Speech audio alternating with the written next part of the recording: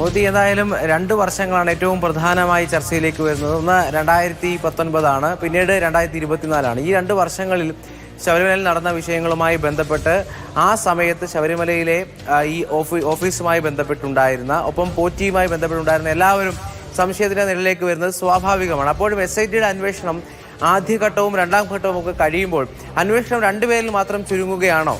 ആദ്യഘട്ടത്തിൽ ഉണ്ണികൃഷ്ണൻ പോറ്റി അറസ്റ്റ് ചെയ്ത് തെളിവെടുപ്പൊക്കെ നടക്കുന്ന ഘട്ടത്തിൽ ഇത് ദേവസ്വം ബോർഡ് ഉദ്യോഗസ്ഥരിലേക്ക് പോകുന്നില്ലേ എന്നുള്ള ചോദ്യം മാധ്യമങ്ങൾ നമ്മൾ ഉൾപ്പെടെയുള്ളവർ ഉന്നയിച്ചതാണ്. ആ ഘട്ടത്തിൽ എങ്ങനെയാണ് മുന്നോട്ട് പോവുക എന്നുള്ള ആശങ്കയും ഉണ്ടായിരുന്നു. പിന്നീടാണ് മുരാരി ബാബുവിലേക്ക് അന്വേഷണം എത്തുന്നത്. അങ്ങനെ അന്വേഷണം എത്തിയപ്പോൾ ആദ്യം ഉണ്ണികൃഷ്ണൻ പോറ്റി പറഞ്ഞ മൊഴി അത് കൃത്യമായിരുന്നു എന്ന് ബോധ്യപ്പെടുകയായിരുന്നു ചെയ്തത്. കാരണം തനിക്ക് ഒറ്റയ്ക്ക് ഇതൊന്നും ചെയ്യാൻ കഴിയില്ല, വലിയ പിന്തുണ ഉള്ളിൽ നിന്ന് ലഭിച്ചിട്ടുണ്ടായിരുന്നു. അതിൽ ഉദ്യോഗസ്ഥർ ഉൾപ്പെടെയുള്ളവർ ഉണ്ട്. ദേവസ്വം ബോർഡ് പോലും പ്രതിസ്ഥാനത്തേക്ക് വരുന്ന തരത്തിലേക്കുള്ള മൊഴിയാണ് ഉണ്ണികൃഷ്ണൻ പോറ്റി നൽകിയത്. എന്തായാലും അന്വേഷണം 3ാം ഘട്ടത്തിലേക്ക് ഇപ്പോൾ കടക്കുകയാണ്.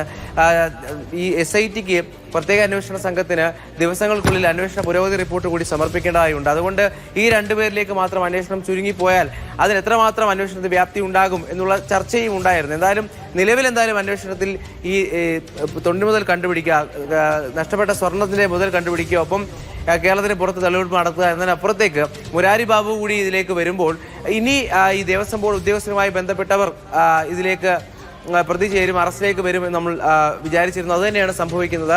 2019 എക്സിക്യൂട്ടീവ് ഓഫീസർ ആയിരുന്ന സുധീഷ് കുമാറാണ് നിലവിൽ അറസ്റ്റിലായിരിക്കുന്നത്. ഏറ്റവും പ്രധാനമായി സ്വർണ്ണപ്പാളികൾ ചെമ്പുപാളികളാണ് എന്ന രേഖ അത് ഔദ്യോഗികമായി അംഗീകരിക്കുന്ന തരത്തിലേക്ക് കാര്യങ്ങൾ ചെയ്ത സുധീഷ് കുമാറാണ് ഉള്ളത്. അതുകൊണ്ട് തന്നെ ഒരു ഗൂഢാലോചനയുടെ ഭാഗമായി സുധീഷ് കുമാർ നിന്നോ എന്നുള്ള ചോദ്യം ഉയരുന്നുണ്ട്. എന്തായാലും ഇനി ചോദ്യം ചെയ്യലുണ്ട്. ആ ചോദ്യം ചെയ്യലായിരിക്കും കൂടുതൽ കാര്യങ്ങൾ വ്യക്തമാക്കുക. നിലവിൽ എന്തായാലും കുറേയധികം തെളിവുകൾ മുരാരി ബാബുവിനെയും ഒപ്പം ഉണ്ണികൃഷ്ണൻ പോറ്റിയും ചോദ്യം ചെയ്യുന്ന ഭാഗമായി SITയുടെ പക്കലുണ്ട്.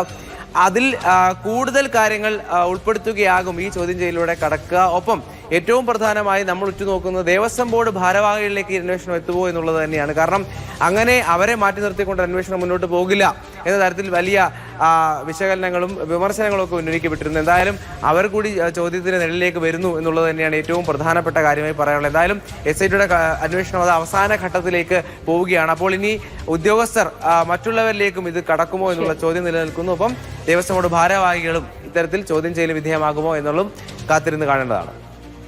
ശരി, രാഹുൽ ജി നാഥാണ് വിശദവിവരങ്ങൾ പങ്കുവച്ചത്. ഒരളവ് വരെ ഭയമുള്ളത് നല്ലതാണ് പ്രിയ ഉദ്യോഗസ്ഥരെ, ഭാരവാഹികളെ.